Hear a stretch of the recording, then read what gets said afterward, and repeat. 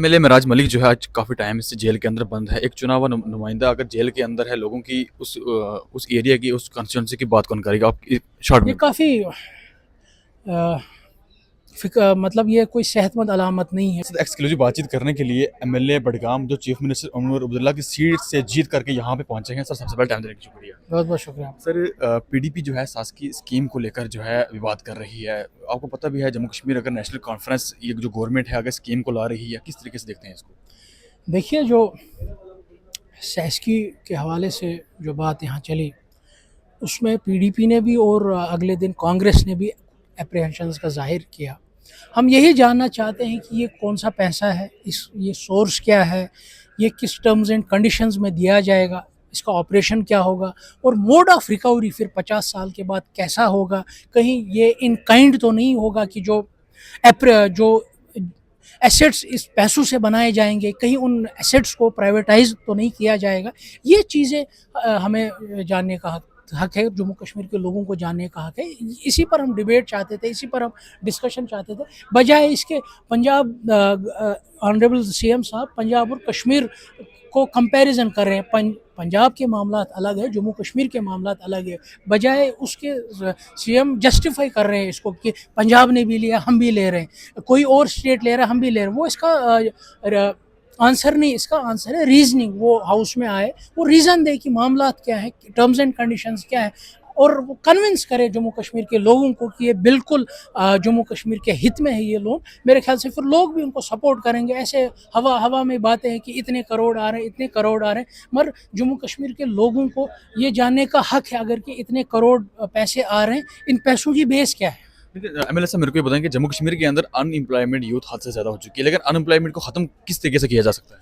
देखिए, बदकिस्मती से यहाँ पर 12 से 13 लाख अनएम्प्लॉयड लोग हैं, मगर उस हवाले से सरकार का कोई ब्लूप्रिंट इस बजट में हमें मिला नहीं। कोई ऐसा प्रोविज़न, कोई ऐसा टाइमलाइन हमें मिला नहीं जिससे है अनएम्प्लॉयमेंट दूर करने की। खाली एक्नॉलेजमेंट हमें बजट में मिली कि बेरोज़गारी है, मगर उस सिमत में कैसे काम किया जाए वो एब्सेंट है।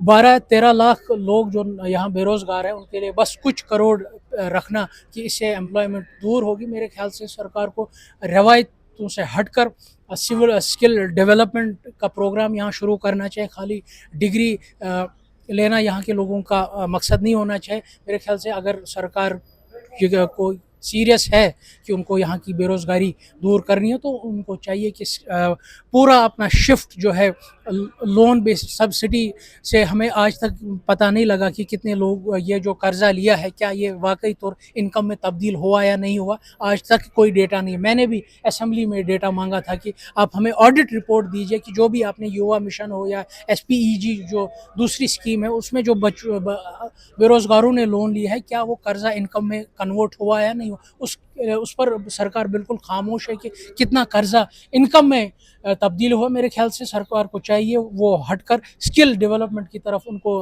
ध्यान देना चाहिए। स्किल डेवलपमेंट को प्रमोट करने के लिए उनको प्रोविजंस रखने चाहिए, ताकि कुछ हद तक मेरे ख्याल से वही एक आखिरी रास्ता है जिससे हम अनएम्प्लॉयमेंट को टैकल कर सकते हैं। आर्टिकल 370 को और स्टेटहुड के लिए पीडीपी का क्या स्टैंड है? कि यूटी का एमएलए बेहतर काम कर रहा है या स्टेट का एमएलए? आप इसको किस तरीके से देखते हैं? देखिए, मैं तो यूटी में आया हूँ, मैं पहला एमएलए हूँ, तो मुझे पिछला एक्सपीरियंस नहीं है कि स्टेट में कैसे एमएलए काम कर रहा था, मगर हमें चाहिए कि इस जो अवेलेबल फोरम है, जो ये लास्ट एजेंसी है इस वक्त जम्मू कश्मीर लेजिस्लेटिव असेंबली, इसका भरपूर फ़ायदा उठाना चाहिए। हर कोई पर्सनल स्कोरिंग के बजाय, एक दूसरे की पगड़ी उछालने के बजाय, हमें हाउस का भरपूर इस्तेमाल करना चाहिए, लोगों के मसले मसाइल उठाने के लिए भी और उनका हल ढूंढने के लिए। एमएलए मेराज मलिक जो है आज काफ़ी टाइम से जेल के अंदर बंद है। एक चुना हुआ नुमाइंदा अगर जेल के अंदर है, लोगों की उस एरिया की, उस कॉन्स्टिट्यूंसी की बात कौन करेगा? आप शॉर्ट ये में काफ़ी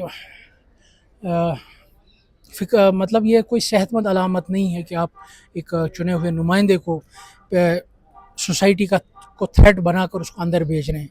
उसी जिस सोसाइटी का आप उसको थ्रेट बता रहे हैं, उसी सोसाइटी ने उसको चुन के भेजा है, भरोसा दिया है, एतमाद दिया है कि हाउस में जाए। मेरे ख्याल से सरकार को चाहिए, और ख़ासकर लेजिस्लेटिव असेंबली को चाहिए कि इस पर इंटरवीन करे और जल्द अज जल्द मेराज मलिक की रिहाई को यकीनी बनाए, क्योंकि इससे असेंबली की भी क्रेडिबिलिटी एट स्टेक है कि कैसे दिन दहाड़े एक चुने हुए नुमाइंदे को उठाकर जेल में डाला जा रहा है। ये असम्बली के लिए भी कोई सेहतमंद अलामत नहीं है।